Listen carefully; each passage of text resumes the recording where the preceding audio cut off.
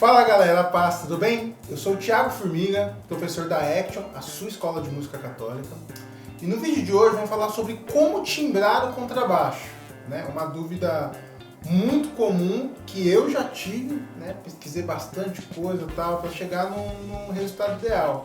Posso dizer para você que eu vou te passar nesse vídeo o que eu demorei 10 anos para chegar à conclusão, vou te passar aqui nesse vídeo, então vamos lá. Mas antes, só queria falar sobre a oficina Toque na Missa, né? Que é o curso que nós temos no momento da Action, né? A oficina Toque na Missa é um curso completamente direcionado para quem quer aprender para tocar na igreja, tá? Além das aulas de instrumento, a gente tem módulos complementares sobre liturgia, sobre como criar melodias para salmo, sobre áudio, como mexer na mesa de som. Curso bem legal. Se você quiser saber um pouco mais, aqui na descrição do vídeo tem um link que a gente explica detalhadamente como funciona. Ou você pode estar deixando o seu número nos comentários ou mandar para a gente inbox, que a gente entra em contato com você e te explica direitinho como é que funciona, tá bom? Então vamos lá. Para timbrar o contrabaixo, tá? Primeira coisa interessante é explicar uma breve diferença aqui para você, que a gente tem contrabaixos ativos e passivos, tá? O que é o contrabaixo ativo? A gente tem mais controles nele, basicamente grave, médio e agudo, tá?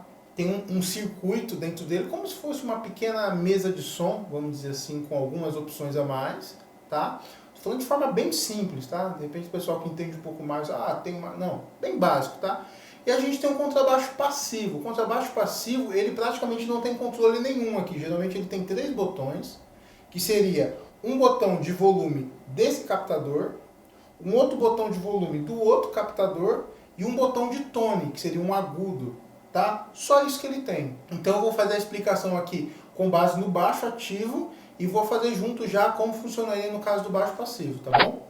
Toda vez que você pegou um contrabaixo na mão, ou um contrabaixo novo que você vai fazer um teste, ou o seu mesmo, é importante você chegar no que a gente chama de flat, deixar o instrumento flat. O que seria isso? Você deixar ele com todos os botões de controle dele no meio. Por quê? Que você vai chegar num som que seria natural, vamos dizer assim. No meu caso aqui, o meu contrabaixo está flat. Uma breve explicação desse baixo, tá? A gente tem botão de volume. Esse botão ele controla os 2 captadores. Se eu jogo para cá, ele vem para esse captador. Se eu jogo para cá, ele vem para esse captador. Se eu deixo no meio ou se eu ponho um pouquinho, ele passa mais esse captador, um pouquinho do outro, assim por diante, tá bom? Aqui embaixo eu tenho grave, médio e agudo. E esse botão aqui é um botão de piezo, que ele tem uma função que, no caso exclusivamente desse contrabaixo, o carrinho dele funciona como um piezo, que é mais ou menos o sistema que funciona captador de violão. No caso eu não uso piezo, tá? E no vídeo também não vou usar.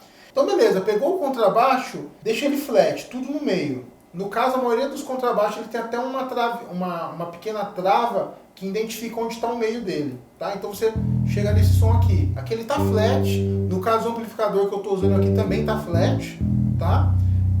Eu sinto o som natural do instrumento, tá? Agora o que você faz? Dependendo do estilo, da proposta que você for tocar, com ele flat, você começa a tentar observar o que você está sentindo falta ou o que está sobrando, né? Então, por exemplo, aqui, até estaria legal, mas de repente estou sentindo um pouco de falta de médio. O que eu faço? Eu testo, eu coloco um pouco de médio. Já definiu, aqui pra mim até estaria legal. Dependendo, eu poderia sentir um pouco de falta de grave, poderia pôr um pouco mais de grave. Mas já vem mais. Digamos que, do jeito que você toca, você está sentindo falta de mais grave. Você pode vir colocando grave. Mesma coisa agudo. Aqui o agudo está flat. Você poderia pôr mais agudo. Ó, fica até um pouco de excesso. Poderia cortar o agudo. Então, dependendo do estilo que você vai tocar e do timbre que você vai fazer, você tem que fazer esse caminho. O que às vezes as pessoas erram? Às vezes ele pega o baixo e já põe logo de cara.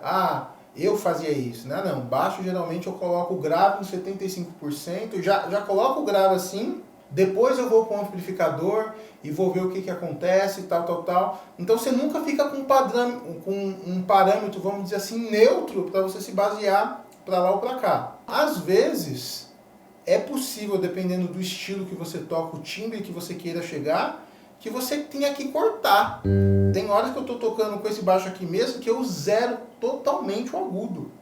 Deixo ele totalmente para alguns timbres mais de psicar. Para eu chegar num som mais sequinho, eu tenho que zerar 100% o meu agudo. Então, não vai muito para um caminho de tem que deixar alguma coisa aberta. Pode ser que você chegue à conclusão, você acabou de trocar as cordas estão novinhas, tá com muito brilho, que você tem que zerar completamente. Então não se prenda para essa questão de eu não posso tirar, eu só tenho que colocar. Não, tem vezes que mesmo ele estando flat, você sinta a necessidade de cortar alguma frequência, tá?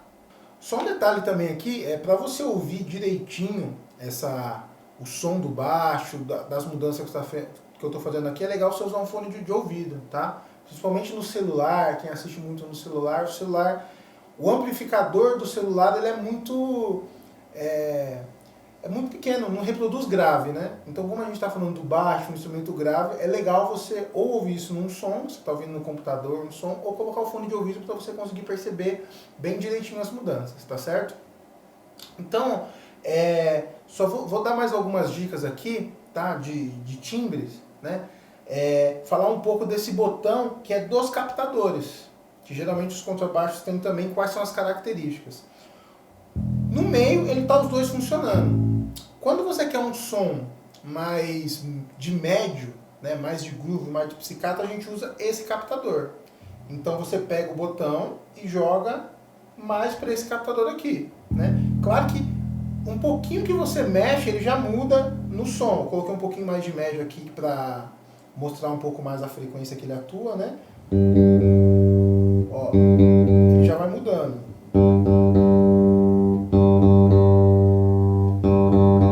Tá? Então, dependendo do que você quer tocar, você joga para esse captador e também você pode explorar. Vou gravar outros vídeos falando mais de regiões, tocar mais perto da ponte e cortar um pouco os agudos. Outra dica, as frequências, vamos só falar de grave, médio e agudo, tá? Não vou aprofundar muito nessas questões.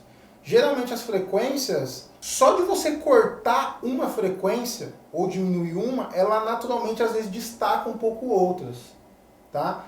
Então, se você vai pelo caminho de só colocar, quero mais médio, põe mais médio, às vezes o médio não pinta, porque a frequência de grave está tampando a frequência de médio.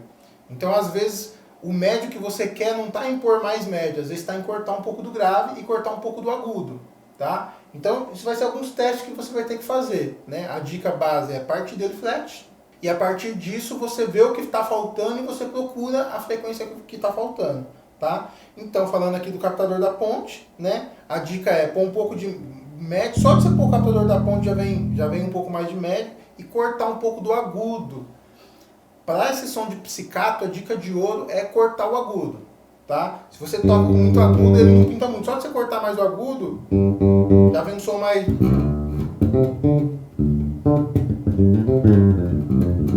Se eu colocar o captador do meio agudo, ele já não soa a mesma coisa. Não fica feio, não é questão de ser feio ou bonito, mas não é aquele som roncadinho que você está buscando, tá? Para você tocar, outra opção é de usar o captador do braço. Para que a gente usa esse captador do braço? Tem até um baixo da Fender que inventou esse som que chama Precision Bass, que ele só tem um captador do braço, né? Usa muito para tocar algumas coisas de disco, né? Tipo as coisas mais...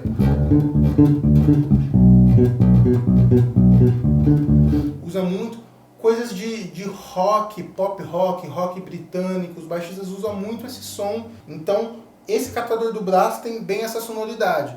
Geralmente, você pode, aí depende muito do som que você quer. Se você está sentindo falta de um pouco de grave, você pode pôr um pouco de grave. De repente, você está usando o som do braço, mas está com pouca definição, você quer definir um pouco mais, você pode pôr um pouco de médio. Definição geralmente é um pouco de médio ou um pouco de agudo. Você vê que tipo de definição que você está buscando, tá certo? E por fim, falar da questão do baixo passivo que eu falei, né? O baixo passivo é o seguinte, como que vai funcionar se você tiver um baixo passivo? Você vai buscar exatamente essas questões que eu estou falando, só que o baixo ele não tem recursos. Então você vai abrir os dois botões dele de captador. No caso do baixo passivo, ele não tem um botão que controla os dois captadores. Ele tem dois botões de captador. Então esse processo de você jogar para um captador e o outro, você vai fazer abaixando o volume do captador, que é mais ou menos a mesma coisa, tá? Você quer que funcione esse captador aqui, você vai baixar o volume desse captador. Se você quer que funcione esse captador, você vai baixar o volume. E o botão de tone, de agudo, é legal você fazer esse esquema de fletar, deixar ele mais ou menos no meio, tá? Porque se você quiser, até uma outra dica que eu esqueci de falar aqui, por exemplo, a questão do slap, né? Aqui tá no meio, já tá com um timbre meio que legal. Eu colocaria de repente um pouquinho mais de peso aqui. Pra mim tá um som legal,